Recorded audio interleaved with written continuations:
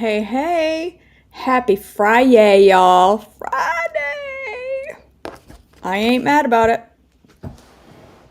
I am not mad about it. I've got a lot planned for this weekend, and it's all behind a computer. Good morning. Hey, Shirley. Long time no talk. Hey, Mallory. Good morning, guys. All right. Today is one of my absolute favorite stories in the whole Bible. I love this story. All right. Jesus heals a demon-possessed man. Mark 5, 1 through 20. So they arrived at the other side of the lake in the region of Gerasenes, whatever. When Jesus climbed out of the boat, a man possessed by an evil spirit came from the tombs to meet him. This man lived in the burial caves and could no longer be restrained, even with a chain. Whenever he was put into chains and shackles, as he often was, he snapped the chains from his wrists and smashed the shackles. No one was strong enough to subdue him. Day and night he wandered among the burial caves and in the hills, howling and cutting himself with sharp stones. When Jesus was still some distance away, the man saw him, ran to meet him, and bowed low before him. With a shriek he screamed, "Why are you interfering with me, Jesus, Son of the Most High God? In the name of God, I beg you, don't torture me." For Jesus had already said to the spirit, "Come out of this man, you evil spirit." Then Jesus demanded, "What is your name?" And he replied, "My name is Legion, because there are many of us inside this man." Then the evil spirit begged him again and again not to send them to some distant place. There happened to be a large herd of pigs feeding on the hillside nearby. "Send us into those pigs," the spirit begged. "Let us enter them." So Jesus gave them permission. The evil spirits came out of the man and entered the pigs, and the entire herd of about 2,000 pigs plunged down the steep hillside into the lake and drowned in the water. The herdsmen fled to the nearby town and the surrounding countryside, spreading the news as they ran. People rushed out to see what had happened. A crowd soon gathered around Jesus, and they saw the man who had been possessed by the legion of demons. He was sitting there, fully clothed and perfectly sane, and they were all afraid. Then those who had seen what had happened told the others about the demon-possessed man and the pig, and the crowd began pleading with Jesus to go away and leave them alone. As Jesus was getting into the boat, the man who had been demon-possessed begged to go with him. But Jesus said, "No, go home to your family and tell them everything the Lord has done for you and how merciful he has been." So the man started off to visit the 10 towns of that region and began to proclaim the great things Jesus had done for him, and everyone was amazed at what he had told them. Jesus heals 2 demon-possessed men. Matthew 8, 28 through 34. When Jesus arrived on the other side of the lake in the region of Gadarenes, the 2 men who were possessed by demons met him. They came out of the tombs, and they were so violent that no one could go through that area. They began screaming at him, "Why are you interfering with us, Son of God? Have you come here to torture us before God's appointed time?"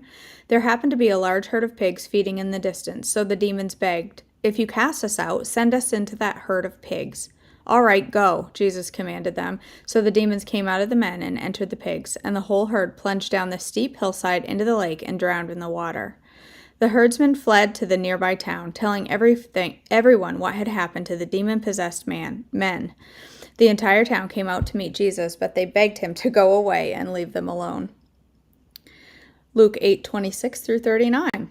So they arrived in the region of Gerasenes, across from the lake from Galilee. As Jesus was climbing out of the boat, a man who was possessed by demons came out to meet him.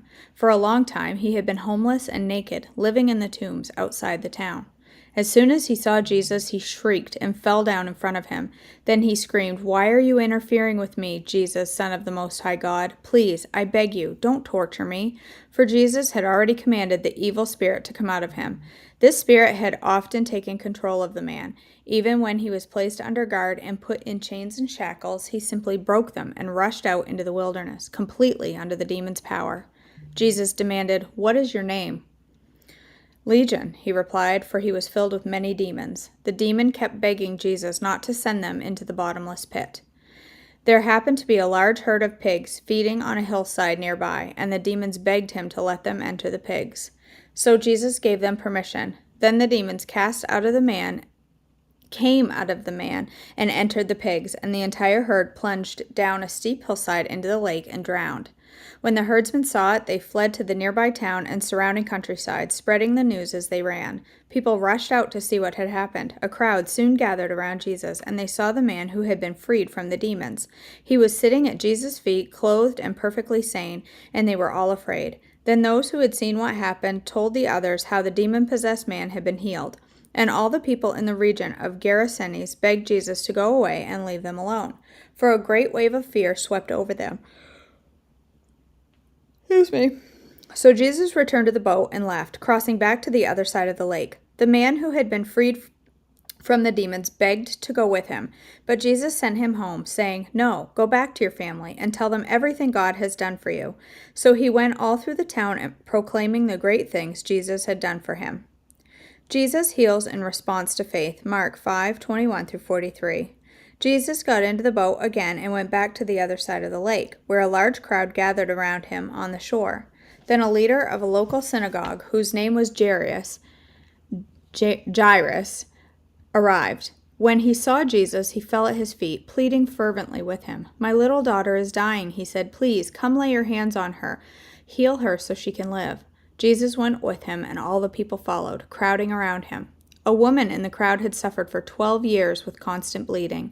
She had suffered a great deal from many doctors, and over the years she had spent everything she had to pay them, but she had gotten no better. In fact, she had gotten worse. She had heard about Jesus, so she came up behind him through the crowd and touched his robe, for she thought to herself, "If I can just touch his robe, I will be healed." Immediately the bleeding stopped, and she could feel in her body that she had been healed of her terrible condition. Jesus realized at once that healing power had gone out from him, so he turned around in the crowd and asked, "Who touched my robe?" His disciples said to him, "Look at this crowd pressing around you. How can you ask, 'Who touched me?'" But he kept on looking around to see who had done it. Then the frightened woman, trembling at the realization of what had happened to her, came and fell to her knees in front of him and told him what she had done. And he said to her, "Daughter, your faith has made you well. Go in peace. Your suffering is over." While he was still speaking to her, messengers arrived from the home of Jairus, the leader of the synagogue, and they told him, "Your daughter is dead. There's no use troubling the teacher now." But Jesus overheard them and said to Jairus, "Don't be afraid. Just have faith." Then Jesus stopped the crowd and wouldn't let anyone go with him except Peter, James, and John, the brother of James. When they came to the home of the synagogue leader, Jesus saw much commotion and weeping and wailing. He went inside and asked, "Why all this commotion and weeping? The child isn't dead. She's only sleeping." The crowd laughed at him, but he made them all leave, and he took the girl's father and mother and his 3 disciples into the room where the girl was lying. Holding her hand, he said to her, "Talitha koum," which means, "Little girl, get up." And the girl, who was 12 years old, immediately stood up and walked around. They were overwhelmed and totally amazed. Jesus gave them strict orders not to tell anyone what had happened, and then he told them to give her something to eat. Matthew 9:18-26. After Jesus was saying this, the leader of the synagogue came and knelt before him. "My daughter has just died," he said, "but you can bring her back to life again if you just come and lay your hand on her." So Jesus and his 12 disciples got up and went with him. Just then, a woman who had suffered for 12 years with constant bleeding came up behind him. She touched the fringe of his robe, for she thought, "If I can just touch his robe, I will be healed." Jesus turned around, and when he saw her, he said, "Daughter, be encouraged. Your faith has made you well." And the woman was healed at that moment. When Jesus arrived at the official's home, he saw the noisy crowd and heard the funeral music. "Get out," he told them. "The girl isn't dead, she's only asleep." But the crowd laughed at him. After the crowd was put outside, however, Jesus went in and took the girl by the hand, and she stood up. The report of this miracle swept through the entire countryside. Luke 8:40-56. On the other side of the lake, the crowds welcomed Jesus because they had been waiting for him. Then a man named Jairus, a leader of the local synagogue, came and fell at Jesus' feet, pleading with him to come home with him. His only daughter, who was about 12 years old, was dying. As Jesus went with him, he was surrounded by the crowds. A woman in the crowd had suffered for 12 years with constant bleeding, and she could find no cure. Coming up behind Jesus, she touched the fringe of his robe. Immediately, the bleeding stopped. "Who touched me?" Jesus asked. Everyone denied it, and Peter said, "Master, this whole crowd is pressing up against you." But Jesus said, "Someone deliberately touched me, for I felt healing power go out from me." When the woman realized that she could not stay hidden, she began to tremble and fell to her knees in front of him. The whole crowd heard her explain why she had touched him and that she had been immediately healed. "Daughter," he said to her, "your faith has made you well. Go in peace." While he was still speaking to her, a messenger arrived from the home of Jairus, I can't pronounce it, the leader of the synagogue. He told him, "Your daughter is dead. There's no use troubling the teacher now." But when Jesus heard what had happened, he said to Jairus, "Don't be afraid, just have faith, and she will be healed." When they arrived at the house, Jesus wouldn't let anyone go in with him except Peter, John, James, and the little girl's father and mother. The house was filled with people weeping and wailing. But he said, "Stop the weeping. She isn't dead. She's only asleep." But the crowd laughed at him because they all knew she had died. Then Jesus took her by the hand and said in a loud voice, "My child, get up." And at that moment her life returned, and she immediately stood up. Then Jesus told them to give her something to eat. Her parents were overwhelmed, but Jesus insisted that they not tell anyone what had happened. Aren't they? They're great stories. I love the story. I love the story of the demons. I love the story of Jesus casting out the demons. It's one of my favorite stories because I know that the devil answers to Jesus. I know the power of demons, and it's not good. And yet, Jesus' word, he just spoke to them and they were forced to leave. It wasn't that they had to, or it wasn't that they wanted to, or that they felt compelled. They had no choice. They just had no choice. I just think that's, I don't know. I know the power of Christ, but you think of how terrifying the devil is and how powerful the devil is. And yet Jesus they begged him to not make them go. They begged him, please, please don't throw us into the bottomless pit. They knew at just the sight of him that they had no choice to do but they had no choice but to do whatever he said. They begged him to not do what they didn't. You know what I'm saying? Do you though? I mean, never mind. All right, we are on Breaking Free from Body Shame.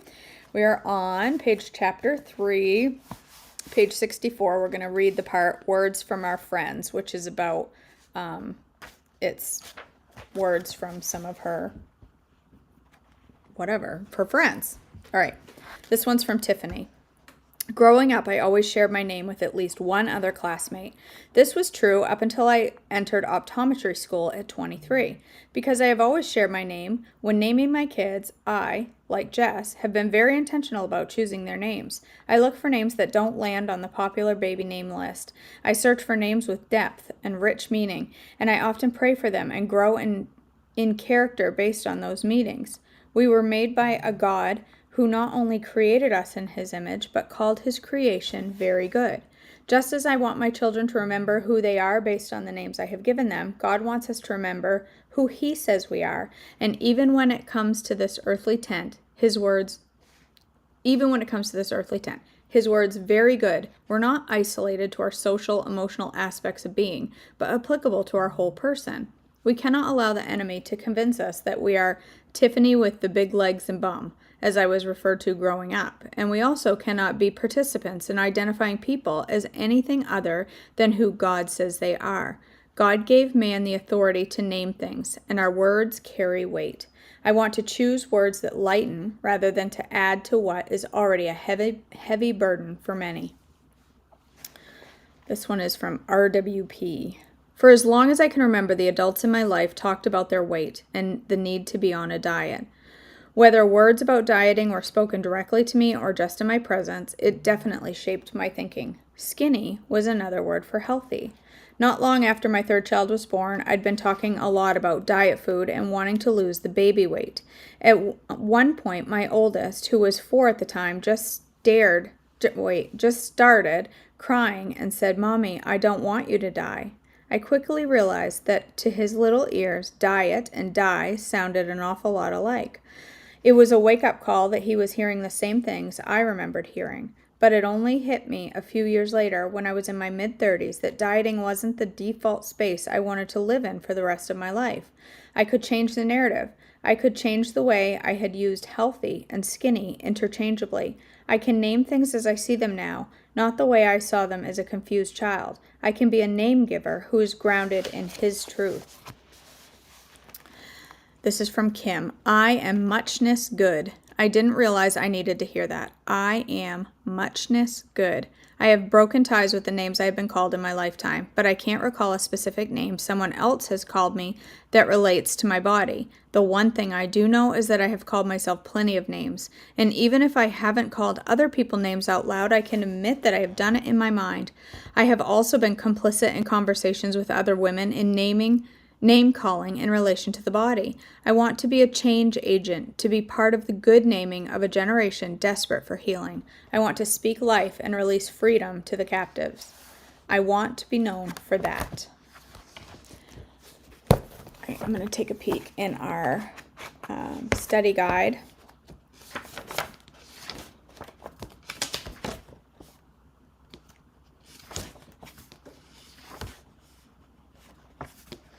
Okay. So one of the things in this study guide, there's sections about things to pray specifically for. And here, I'm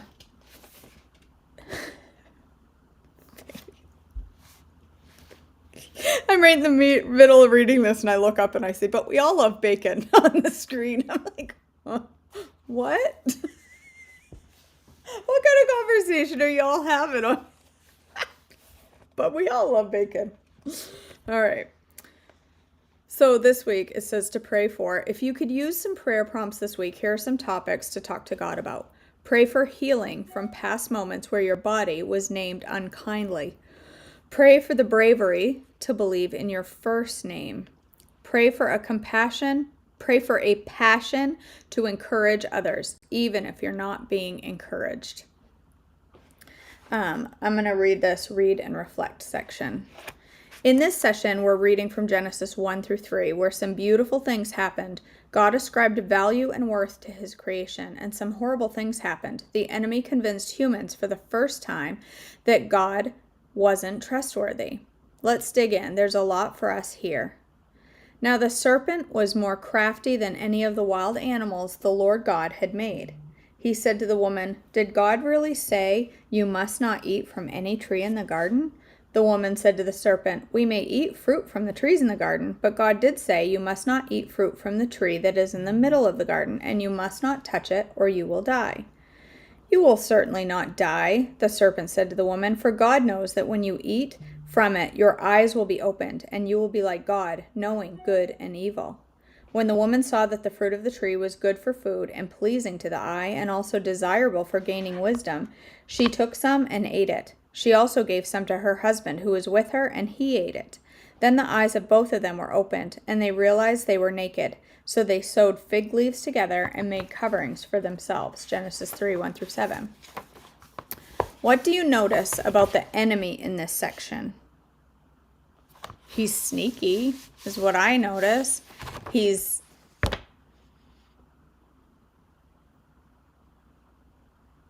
wily. He makes the things God tells us sound unreasonable. That's what I notice. And I would bet, well, I mean, I don't know what tone and communication was like back then, but Eve had said, he told us we'll die. And the serpent says, "You will certainly not die." You can almost hear him saying it in a sarcastic tone. You're not going to die. He just knows that you're going to know everything, so he doesn't want you to touch it. He twists God's word, right, Anne-Marie? So when we label ourselves good, the devil sweeps in and makes us think that that's unreasonable, that that's ridiculous. You're not good.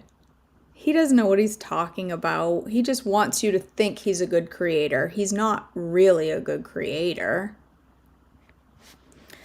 What do you notice about Adam and Eve?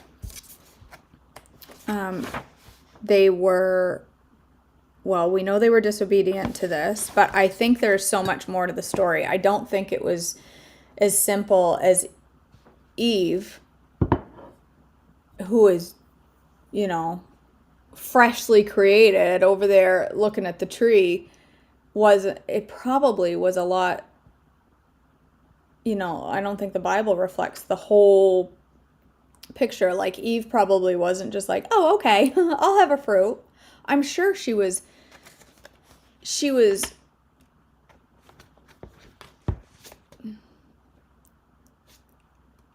wanting to believe.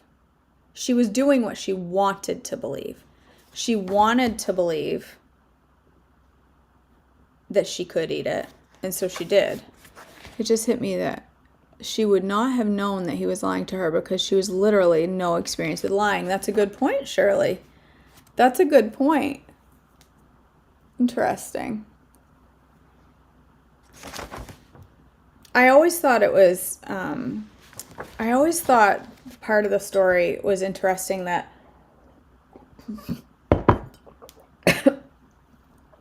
calm down, KJ. Holy. I'm running right down my chin. It's so short in the story where it says, she gave some to her husband who was with her and he ate it. So the devil was talking to the woman, but Adam was right there with her. Why is that? Because he knew she wanted to believe it was wrong. Like, why did he talk to Eve? Because he knew, I want to say because he knew Adam wouldn't fall for it, but according to this, she just goes, here, eat it, and he ate it. Which I always thought there was more to it than that. There had to have been more conversation. There had to have been an argument. There had to have been, no, we're not going to eat this. God told us not to touch it. We're not going to eat it. And there had to have been some nagging. Like, I don't know. There had to have been, yeah, you're right, Nikki. He does know women are more emotional. And there had to have been some, Adam, think of how ridiculous it is that we'll die from eating a piece of fruit. We're not going to die from eating a piece of fruit. We've never even seen death or experienced death or really knows what death is like. So that's not going to happen. We're just going to know everything. And wouldn't you love to know everything? Like, there had to have been more conversation there. Here's a personal reflection section. What negative names have impacted your life and how? Well, I keep going back to the story of my uncle singing at me. Kelly's got a big butt. Oh yeah, oh yeah. That's definitely impacted my life because I cannot think of a time when I've gone into a public restroom where there's a bathroom where I didn't look in the mirror on the way out to make sure my butt was covered by my shirt, to make sure what I was wearing didn't make my butt too look big, and when my butt looked too big. And when I look at a picture later and I see an outfit that I'm like, ooh, that made my butt look big, I throw it away. So long-term impact, it's something I've tried so hard and continue to try to break free from that worry, because my butt's my butt. Butts are butts. We all got one. They're all shaped different. I got friends ain't got no butt. Little tiny butt. I got friends with larger sized butts. Who's to say anybody's butt is right? And when you really stop and think of it, health is one thing. Being healthy is one thing, but who Who defined the shape that was appropriate for a bottom?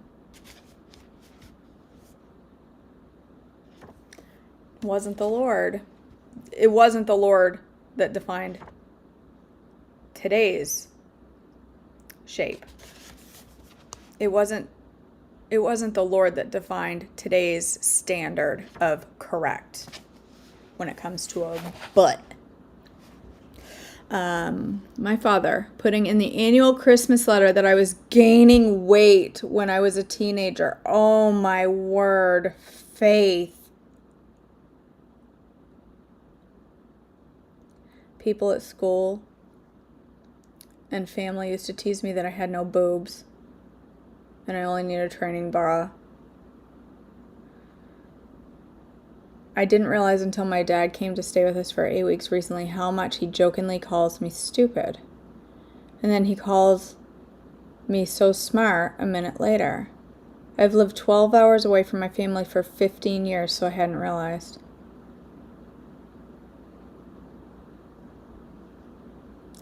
And those words are heavy, aren't they, Sarah? They're heavy, a heavy burden to hang on to. How has that impacted how you've behaved in your body? Well, I just answered that. I always look at my butt in the mirror when I'm leaving a room. If I walk by something that has a reflection, I'll kind of look and make sure my butt don't look too big or my idea of too big. And I'm always very self-conscious of my backside. Always. Are you ready to leave these names behind and come under alignment with the first name you've been given? Heck yes. Yeah, I am, girl. Yeah, Jess Connolly. I am. You know what my butt is? Fearfully and wonderfully made. Do you know what my butt is? Perfect. Serves a purpose. It's cushiony. It doesn't need to fit into this world standard. Yes, it is, Amber. It doesn't need to fit into the world standard of the right shape. You know, there's so many. We all know in the world what the vision of a perfect butt is. And that's the world's definition. I don't care. I truly don't care anymore about the world's definition. The world's definition doesn't mean it's right. It doesn't mean it's right. It doesn't mean my shape is wrong. Someone once said we need to learn to let go of the past and learn how to move forward with less negativity. Not an easy thing to do, is it?